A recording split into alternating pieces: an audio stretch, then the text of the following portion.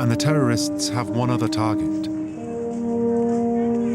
This is the Chabad House, a Jewish community center and synagogue located in a 5-story building down a densely populated narrow street.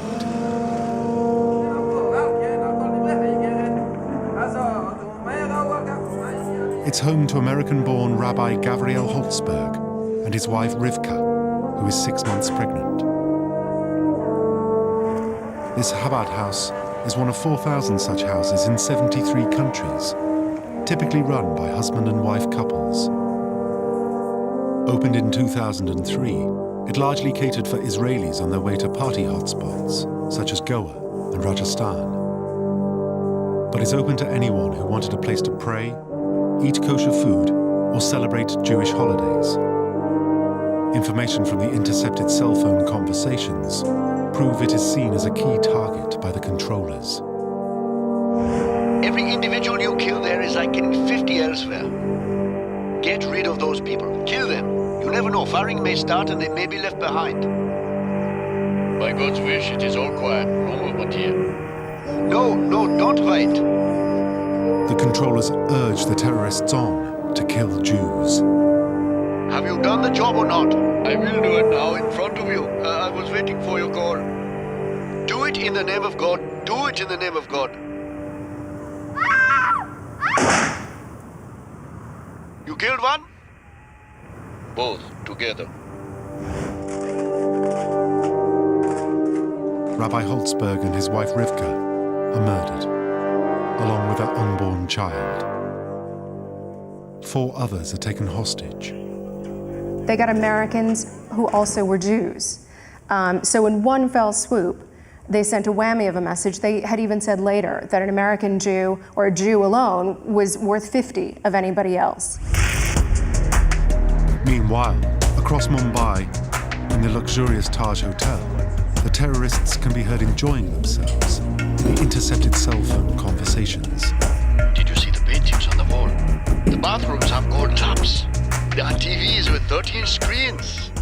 Obviously, they were kind of overwhelmed by the luxury, and the Taj, of course, is really the epitome of luxury in terms of hotels in India.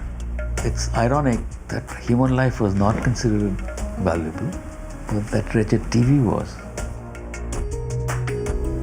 The level of coordination is revealed as the controllers issue orders. I can't see any flames on the television pictures. I said set fire to them. Arriving in Mumbai at 5 a.m., 8 hours after the attacks began, J.K. Dutt and his senior Black Cat officers set up a command post and start planning their operation. The government comes in to tell you what the task is. Thereafter, the place and time of the operation is decided by the force commander.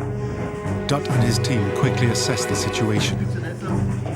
They know they are dealing with 3 locations: the 2 hotels and the Jewish Outreach Center. The targets were split. And the main target, the Taj Hotel, was a huge, big area. But they are hampered by a lack of information. There are no detailed floor plans of the hotels available, and no one even knows how many terrorists or hostages are still holed up in each location. Mumbai was administratively in a state of paralysis for some time, and no information was provided to them actually of the target area.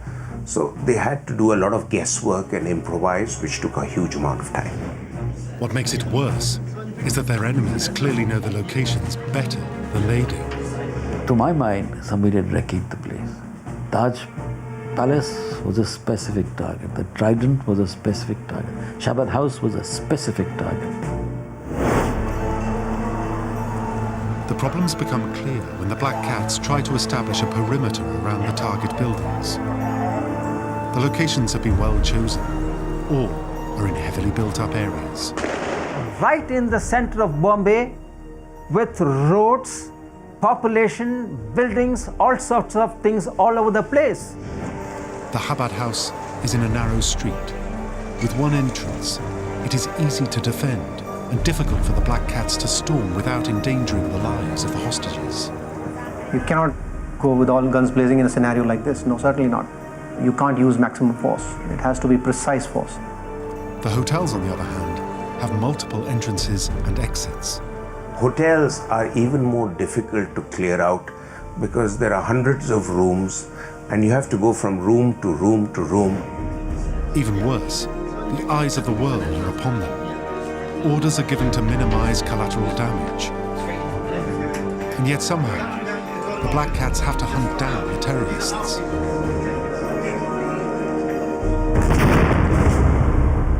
It's the second day of the Mumbai terror attacks.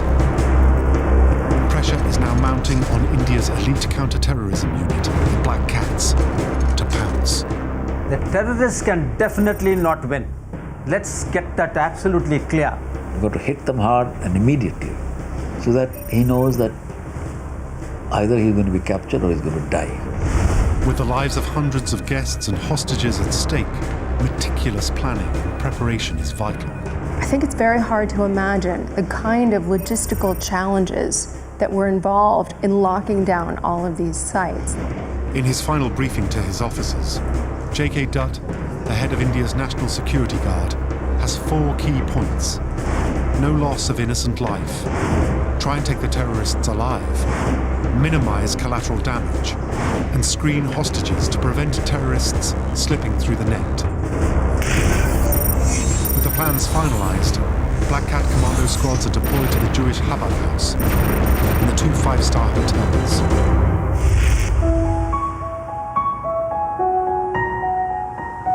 When completed in 1973, the Oberoi Trident Towers building was the tallest skyscraper in South Asia. At 116 meters with 35 floors above ground and 547 guest rooms, it is hugely popular with the world's business elite. Leaving the police and marine commandos guarding the perimeter, the Black Cats swing into action. And at 6:20 a.m., they enter the Oberoi Hotel. Operation Black Tornado is underway. So the energy had to make its way through multiple rooms, multiple floors, like all 5-star hotels. With no detailed plans of the hotel, they are forced to improvise. It's a massive building, right? And whatever information they got of the hotel and its layout would be from the hotel staff. The NSG use the service stairs and climb to the 21st floor. We generally prefer to tackle a target from a higher to a lower ground. Now they start a top-down sweep of the hotel. They move down through the building, clearing each floor as they go, gradually herding the terrorists into a corner. But it isn't easy. You have to identify these people, otherwise you will end up killing some guests inside the hotel. Armed with German Heckler & Koch MP5 submachine guns, the men begin the meticulous room-by-room search of the hotel. As guests are rescued, they're shepherded to safety outside. Transcripts from the intercepted cell phone conversations between the terrorists and their controllers reveal what happened.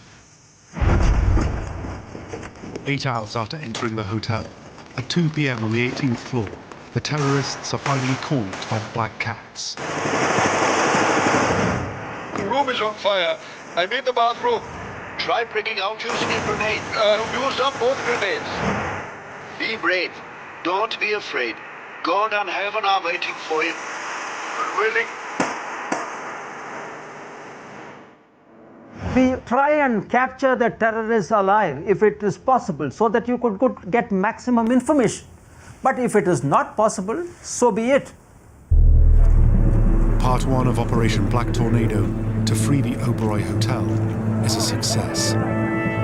Although 24 guests were murdered, both terrorists have been killed and 143 guests rescued. A mile away, across the city, the Black Cats are in a standoff with the terrorists at the Jewish Center. Having locked down the perimeters, they are unwilling to storm the building and endanger the lives of the hostages. They are further hampered by the media, who are inadvertently providing free intelligence to the gunmen. What was very interesting about the way these attackers operated was the fact that they were monitoring the press. It was all live. There was no time delay between what was being shown and what was being reported.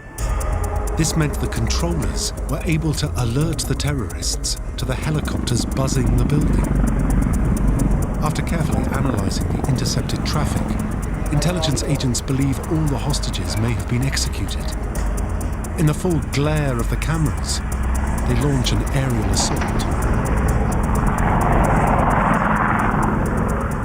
The people who organized this operation were watching those tapes and telling people inside on mobile phones that, look guys, there is a commando operation, aerial commando operation coming in.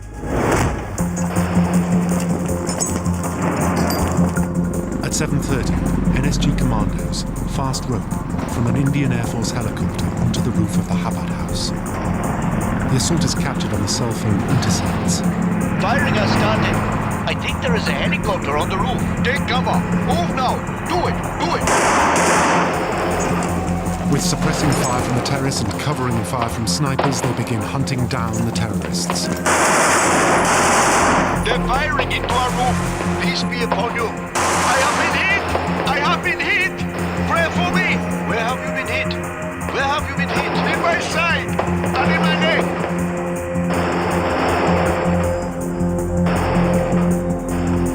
After a fierce gun battle, both terrorists lie dead. The Black Cats have scored another success. The terrorists in the Oberoi Hotel have been neutralized. So have the terrorists in the Jewish Chabad house. The Black Cats now face their greatest challenge: the imposing and iconic Taj Palace Hotel. I think for Americans, the Taj Palace Hotel could be equivalent to the Park Plaza, the Waldorf Astoria. Because there are hundreds of rooms and you have to go from room to room, floor to floor. It's an enormous task. Guests inside the hotel include VIPs and politicians. Their caliber and status compounding the difficulty of the operation. Not only are they potentially valuable hostages, they're amongst the world's elite. Any mistakes here will be hugely embarrassing. What is important for the troops there is to make sure that whenever they use their weapon, they do use it properly, and that no collateral damage or no innocent civilian is killed. In this kind of a scenario, killing a terrorist does not become a priority. Priority is to take the hostages out. The NSG assess their options. They can't simply storm the hotel. They need a methodical approach. But for this, they need detailed floor plans. Yet once again, they don't have them. The problem was that the NSG was not provided with any maps of the location, because apparently those maps are not available either with the hotel or the civil administration. The only information the NSG could pick up were basic hotel room guides. They didn't show service lanes, passages, or corridors. However, the terrorists clearly knew the Taj Palace layout inside out. I give full marks to the planners there sitting across the border. They had this operation meticulously planned months in advance. They say all warfare is based on deception, and they were completely, they surprised everybody. The Black Cats realize the terrorists can use their superior knowledge of the Taj's layout to their advantage. By only operating from areas with multiple exits, they will be difficult to contain. So with the odds stacked against them, and not even knowing how many gunmen they are facing, the Black Cats prepare to move in. Once they're given the word go, they don't look back, they don't say that I don't have intelligence. Whatever they have, you make do with that and you just get on with it. Trying to locate the terrorists and free the hostages means breaking into and clearing all the rooms. Every step was an obstacle for them. I know for a fact a lot of doors were jammed. Therefore, you will have to prepare an explosive device to break open the entrance. This is a painstaking process. It will take time to thoroughly check each area. And in a hotel with over 500 rooms, this could take days. That had to be done very methodically and carefully, and that is why they took a lot of time. To make matters worse, hotel guests have been told to lock themselves in their rooms. Most people are too scared to open their doors, terrified of who may be on the other side. As the Mumbai terror attacks move into their third day, the battle for the iconic Taj Palace Hotel is raging. They came to cause maximum damage, and because it was a televised operation, the whole world is watching for 60 hours, they wanted to prolong it as long as possible.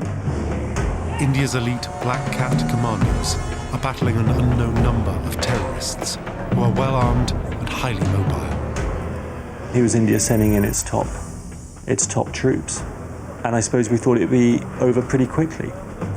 But with over 500 rooms to clear and hundreds of terrified guests hiding throughout the building, this cannot be a quick operation. What we didn't know is when it would end. And by the time the siege went on and on and on, we realized this was getting very sticky.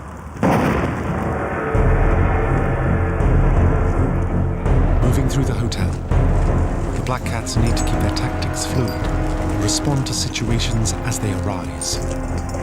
When you're a soldier, you go into an operation, you will give your best for first 12 hours. After that, you'll start tiring out. But despite that, they went on, and I take my hat off to them. What they did, I think they were against all odds. By midnight on the 28th of November, the Black Cats have been fighting for 30 hours.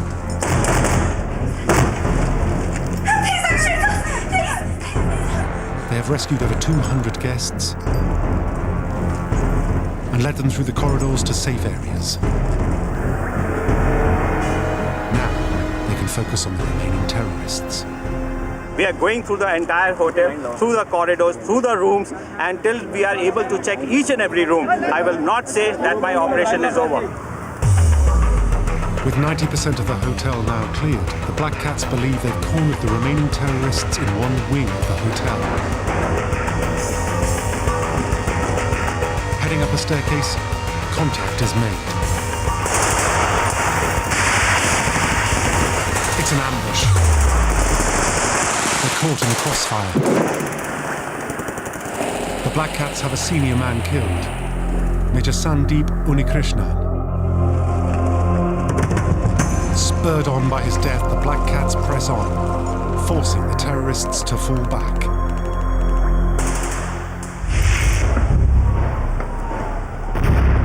In the early hours of Saturday the 29th of November, 56 hours after the terrorists entered the hotel, there are a series of loud explosions. But for the world's media assembled outside, it is unclear what is happening. We were given briefings by the chief of the commandos. When we first exchanged fire, we could have got those terrorists, but for trying to avoid the casualty of those civilians, we had to be that much more careful in our firing. Information was very scanty. It was very sketchy because it was a siege situation. The commandos had gone in inside and there was a lot of fighting going on. It was slightly strange. We were reporting on a battle which was going on in a building just a few hundred yards in front of us. We couldn't see the battle because it was all inside. But one thing is clear. For the terrorists, every second on TV is a victory, as the intercepts show. The atmosphere is good. After watching the TV reports, the whole city is feeling the destruction. More than 250 are injured across the city. You have worked well for God. They came to cause maximum damage, and because it was a televised operation, the whole world is watching for 60 hours. They wanted to prolong it as long as possible, so they had come for that. Finally, after 2 straight days of fighting inside the hotel, the Black Cats have cleared entire floors and are pressing the terrorists hard. Our commandos are so very well trained, there is no question of the terrorist escaping. So the problem is, find out where he is, spot him, and fix him. By now, the Black Cats have also learned one critical piece of information from the intercepts. There are 4 terrorists in the hotel, and they're steadily eliminating them. So people began to count, one more knocked out, one more knocked out. So the body count was being kept track of. That was a sign things were coming to an end. By dawn, on the 29th of November, the siege is in its endgame. There are just 2 terrorists left, and they are cornered on the first floor. In an intense exchange, the Black Cats fire a hail of bullets into the terrorists' position. Outgunned and outmaneuvered, the terrorists' deadly onslaught of murder and mayhem is finally over.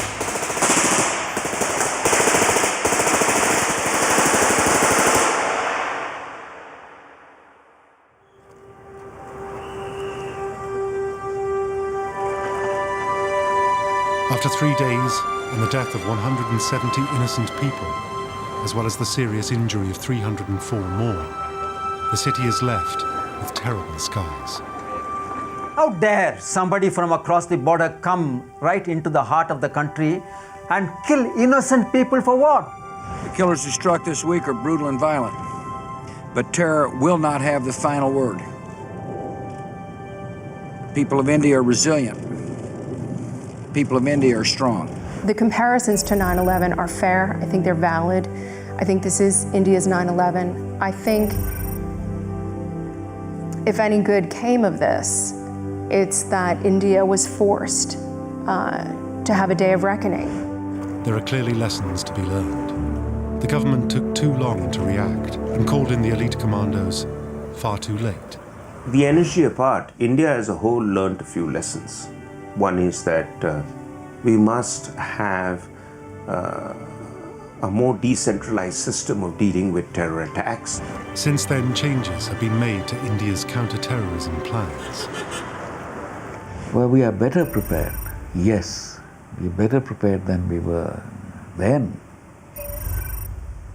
But I hope to God it's never tested. Operation Black Tornado was a success for the Black Cats. The NSG were really up against it. They were confronted with an enemy that had a number of hiding places, a lot of armory, and they did a great job to take them. Even though they had minimal intelligence and faced a well-prepared enemy, they defeated the terrorists. I remember seeing the NSG commandos in their sort of their black overalls, looking absolutely exhausted. And I was in no doubt that these were some extremely motivated and brave men. But about 100-odd men deployed, they knocked off 10 heavily armed terrorists. So the NSG's ratio of killing terrorists in such an operation, to my mind, would be perhaps one of the highest in the world. It's a great organization. It has always come out, with flying colors in any operation they've been deployed. And it is to their credit that they did this job with minimum number of casualties. Operation Black Tornado shows terrorists and the world just what the Black Cats are capable of and the lengths they'll go to get the job done.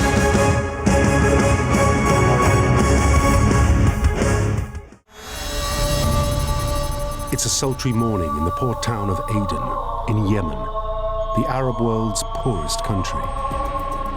Aden's location on the southern tip of the region makes it useful as a refueling point for US vessels starting a tour of duty. From year to year, little happens here to grab the world's attention. Today, the USS Cole, an American warship with 220 sailors on board, has come into Aden to refuel before heading off on a training exercise. It's nearly 11 a.m. The harbour is busy with small boats and skiffs selling everyday wares to the passing fleets. Then one of them approaches the Cole. Its smiling occupants wave at the sailors.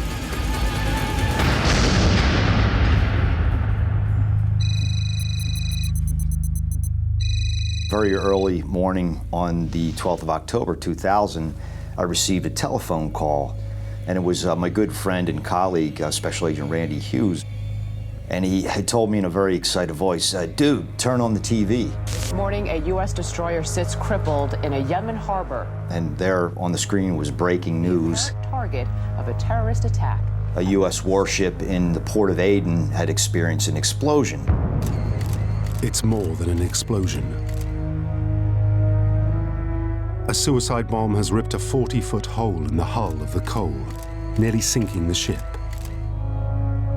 The latest figures are 7 dead, 10 missing, and 38 wounded. Eventually, the death toll rises to 17, with 39 injured. Back in the US, the families of the dead and injured struggle to make sense of the first attack of its kind in US military history. If it turns out that this is a terrorist act, as it appears to be, but certainly the investigation will prove that, and any leads on who might have done it will be followed wherever they go. To most people, this is an incomprehensible crime. But to a small number of experts in the FBI and the CIA, it's got all the hallmarks of a terrorist attack. Prime suspect, al-Qaeda. And the largely lawless mountains and deserts of Yemen is one of its favorite hiding places.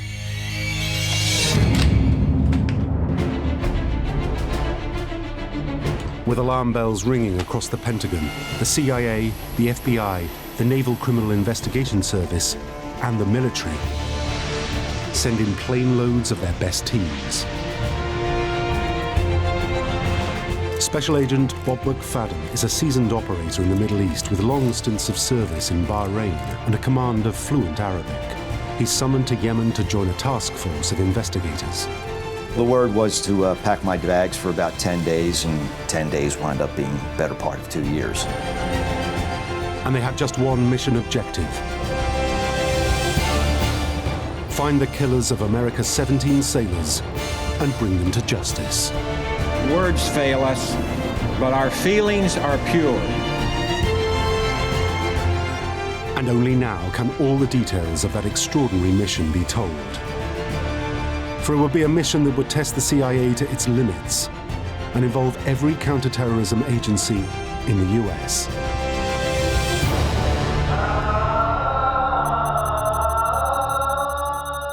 I get word that some of the U.S. government support elements are starting to come into Aden. So I go down to Aden Airport to meet what I think is a relatively small group of people. And there's about 7 U.S. government planes of different varieties that had landed at the airport, and I didn't know they were coming in. The Yemenis didn't know they were coming in. No one had told the Yemenis that what looked like a small invasion force was going to be coming in. At its height, we were somewhere around 350 people.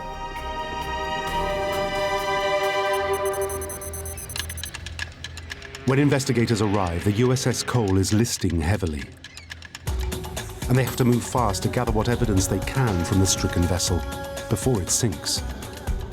Seeing the news clips of the ship is one thing, but then actually seeing it and being aboard the ship is another altogether. Very emotional, visceral. The sights, the sounds, the smells of destruction and decay is just remarkable. It looked like a wounded animal. There was something horrific about a ship that mortally wounded and yet still somehow struggling to stay afloat. It should have sunk. It didn't.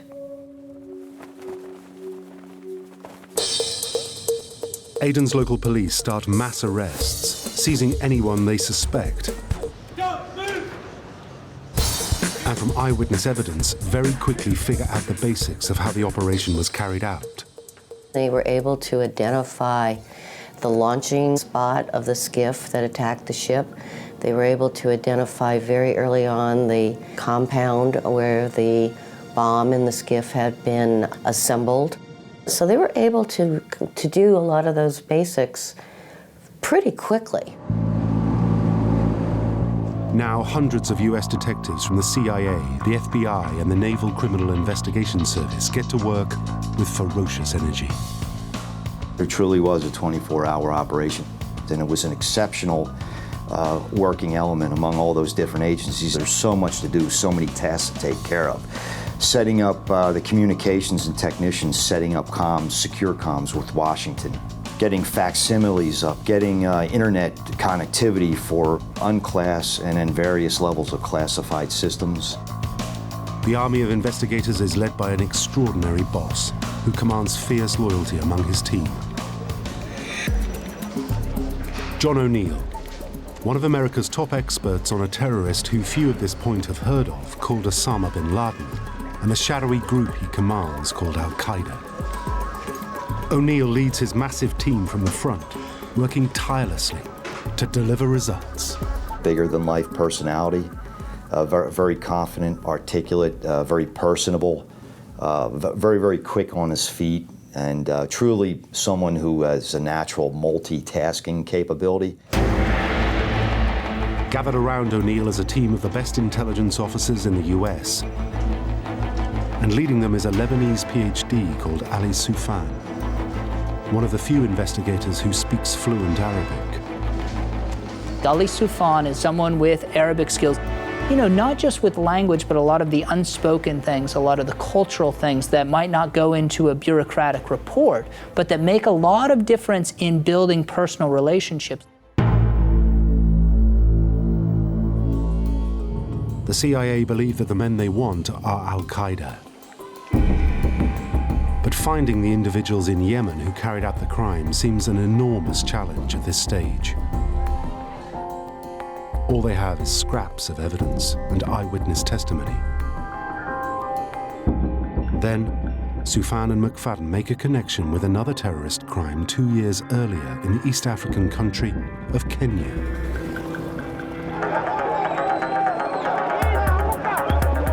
There, 2 simultaneous attacks on US embassies in 1998 killed over 200 people and wounded 4,000.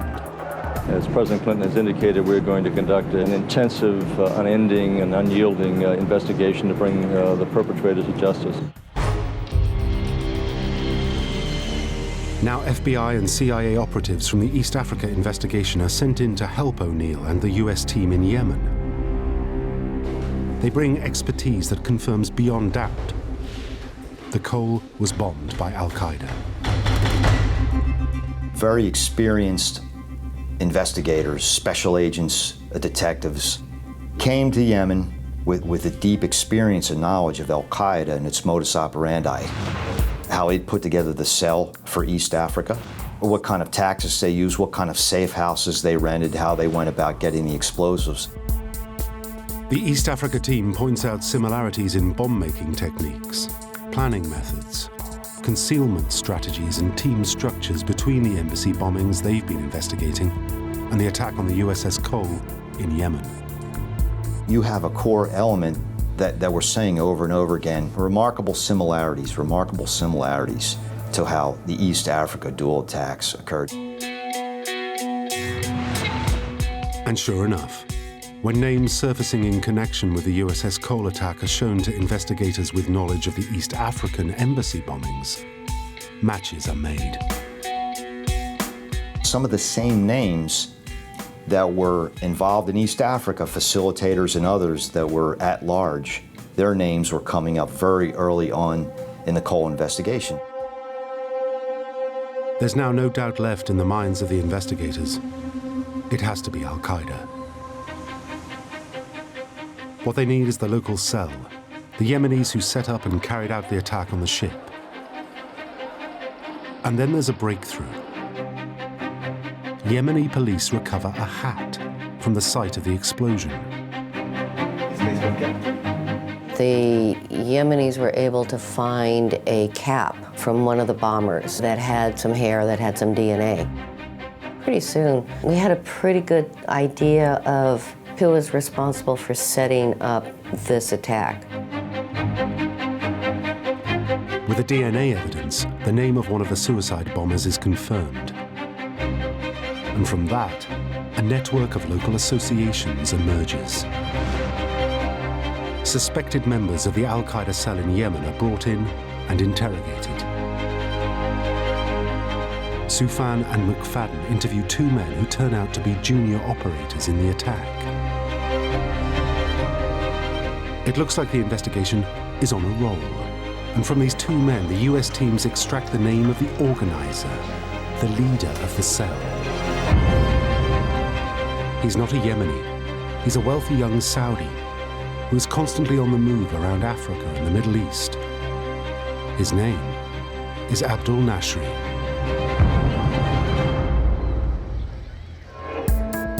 With this vital piece of new information, the investigators are ready to close in and shut down the cell that killed the 17 US sailors. Justice seems within reach. But then, there's a problem. To get Abdul Nashri, investigators know they are entirely dependent on the cooperation of the Yemeni authorities. But soon, Yemeni officials begin to put up obstacles. There was a decision somewhere within the chain of command of Yemeni authorities that put a halt to the interview of the witnesses. It was probably not for at least 2 weeks until myself and investigator counterparts were able to re-interview witnesses that the Yemeni investigators had already interviewed. The cooperative attitude of the Yemen government is rapidly evaporating. And then the US team loses its charismatic leader. The frustrated John O'Neill is called back to the US and then leaves the FBI to take up a new job as head of security at the World Trade Center.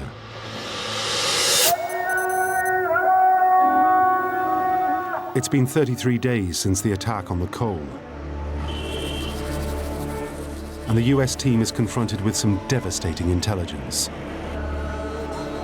Cell phone intercepts by CIA analysts indicate that Nashri has set into motion another attack. This time, his target is the investigators themselves. I received a call from the NCIS Multiple Threat Alert Center and said, "You need to stand by. There's some very significant threat reporting coming in." This was actually a cell coming a gunning for the investigative element led and directed by Abdurrahim Nashri. A decision was made very, very quickly to pare down the investigative element to a core of 50. Orders come from Washington for the whole investigative force to pull out of Yemen, and a small core team is evacuated to a warship moored far out at sea.